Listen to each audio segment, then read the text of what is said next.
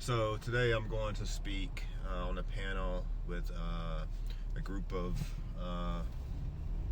mental health professionals and entrepreneurs on self-care.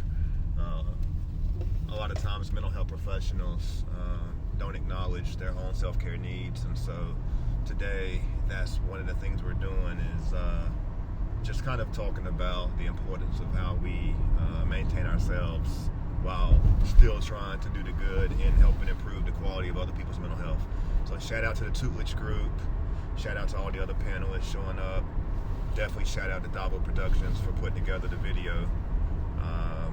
We'll see you in a little bit.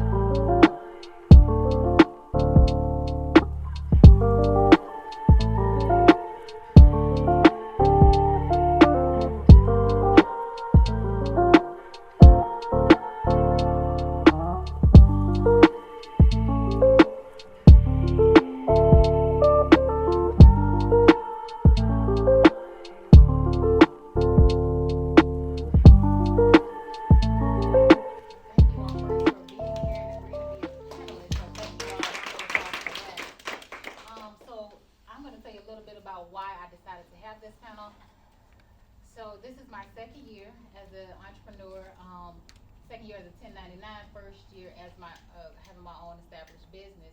And I have experienced probably every emotion known to man due to having this baby as my business. So I'm gonna ask Randy, how many years have you been an entrepreneur, Randy? I've always been an entrepreneur. I think I recognized in college, though, I had a professor that when I was trying to determine what my major was going to be, I had a professor that told me that the best way to approach that is to figure out, look at what I've been doing my whole life. So I've always been a communicator. I've always been a creative person. I've always enjoyed talking. So it was going to be communications or counseling, and it has been the whole time. Working with a team when you're at a corporation is different. Wow, look, check this out. Look at this idea. Look at that idea. Then I realized I didn't have that anymore. And I'm sitting in my desk like, what the heck? I can't call anybody. You know, most of the people, I was looking at this article, when you become an entrepreneur, most of your family and friends, majority of them work 9 to 5s. So picking up the phone to say, hey, I want to talk to you about this. They're like, I got to do this thing. I have to get back to you later. It was really nobody to bounce ideas off of. So I think isolation was the biggest thing. But then also, not having that structure that someone else has given you. You know, you have to be, one of the biggest things in entrepreneurship is discipline and consistency. It brings those things, and I think that's why it's key that entrepreneurs and just all people, you know, entrepreneurs especially, get mental health. Because like the young lady said at the end, you know, just we're isolated to a certain extent, you know, unless you have formed that group, and that took time for myself, you know, so I had to form a team of people that I could bounce those ideas off and call, and now I coined this term. I say I felt like I've helped build a 1996 Olympic dream team. That's what it is. Because everybody, you know, you never know what people's strengths are until you sit and talk to them and see how y'all can collaborate and make it happen together.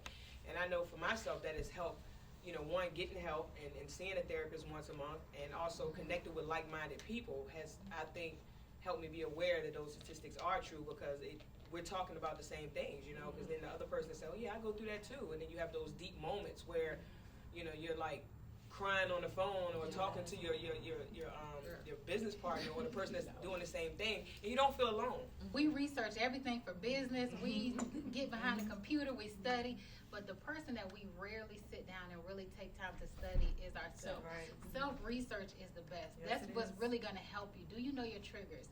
Do you know symptoms? Meaning, for me, I know if I'm stressed, my shoulder, oh man, I can some days almost not lift it. So I'm like, oh, you just need to rest. You need to take a nap. So learn those key things about yourself to know when I'm overwhelmed, when I need to delegate. So I'm going to go into building a team. I definitely can relate to everyone that's here saying that, because for me, I'm on both ends. Like sometimes I'm work, and other times I just want to relax and chill. But for me, like you said, when we're out and we're doing other things, like for instance, getting your nails done, I feel guilty. I'm like, I shouldn't be. If I'm sitting down watching TV, I'm like, oh my God, I need to be working on something. I'm wasting time. Because I'm not where I want to be officially yet. So when I'm sitting down just watching TV with family, I'm like, I could be doing this, I could be doing that, this and that and this and that. But what I came to realization is, what God revealed to me was that even he rested. So how can I think that I can't, that I don't need to? He rested on the seventh day. He waited till he got everything completed, yes, but at the same time on the seventh day he rested. So who am I to think that I can be bigger than God? Oh, I'm glad you said that. Look, rest is required to thrive and to have a healthy mind and body. They'll be like, okay, what you want me to do? And I'll be like, oh no, I can do it. But it's because I didn't have any systems. I'm winging it. I don't have no systems. So no systems equal stress. So it's like, you can be creative, you can be a counselor, you can save the day for everybody, but if you have no systems, you are going to be burnt out.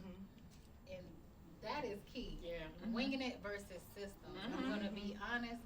And in the beginning, you have to kind of wing it because you're trying to develop your system. If our nervous system breaks down, our body structure breaks down, then we don't even exist anymore. Right. People see entrepreneurs, and first off, labels conceal more than they reveal. I say that all the time. Labels conceal more than they reveal. People see individuals under titles of entrepreneur or mental health professional, and they develop a certain perception or expectation. So when you see a person who's an entrepreneur, sometimes you see all the good things that come from that.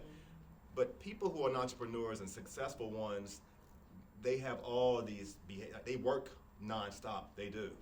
They worry.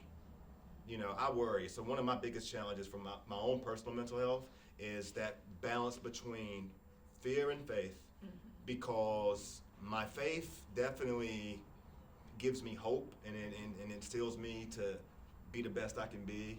But also the fear of failure is also something that I still struggle with it because of I'm just human. Just human behavior. And it's not so much always about myself, but I have 100 people that I'm responsible for. 2 words: setting boundaries. Bless you. That is a challenge that I continuously, it's not struggle with, but it's like I had to learn I can't save everybody. And I realized that every counselor needs a counselor, every coach needs a coach. Yes, and no, I have a counselor. And even this week, I got a 10-year-old client, and I told her that she's an artist. Oh my gosh, she's so gifted, straight A student, but she has some serious behaviors. And I said, why don't we dig into why she's acting out? Because academically, she's great. Well, I did conversation cards, and she drew her worry, and she drew 4 caskets. Her mom, her dad, her grandma, and her grandpa. Then she drew a dollar sign, no cash. Then she drew a face, all this darkness. Then she drew lights, no lights. So she's living in this world, this environment, and yet she's still able to keep it together academically, but so angry when she goes to school. She said, my family has no money. Our lights are out. We're about to get evicted. Why doesn't the school look into that? So everybody's like, Tracy, there you go with the fight again. Yes, I know I can't save everybody, but I know when there's a fight in me that I can help somebody. Now that boundary, I'm going to cross this one, and I went into that school system, and I had a meeting with that principal and the assistant, and I said, she's a straight A student. Why can't we give her something that's going to stimulate her mind, first of all, because she's bored in class? I said, why are you angry? She said, because nobody likes me. They don't listen to me. I'm telling them I don't know what else y'all want me to do. I finished this work. Y'all won't give me anything else. She just continues to complain. They said, sit down, sit down, sit down. Anyway, the short of the story is, she's getting ready to be referred to the Government School for the Gifted. That should have already happened. She's getting ready to go to this program called STEM and Jacob's Ladder at a private institute that's in the community, and they're going to fund it. well, why did it take me and my husband, Tracy, you're just getting too involved? And I said, I know when I got to back up, because I know when my brain needs a break and my body needs rest. I do. I understand that. But I'm just so driven to help. When I see others not willing to help, that bothers me. So even in that setting that boundary, I have to know when it's my fight, and I have to know when to back up. Because not every fight is mine, but this one, it was mine. So I'm learning to set boundaries, understanding who I am called to help, who I can help, and who I can't. So.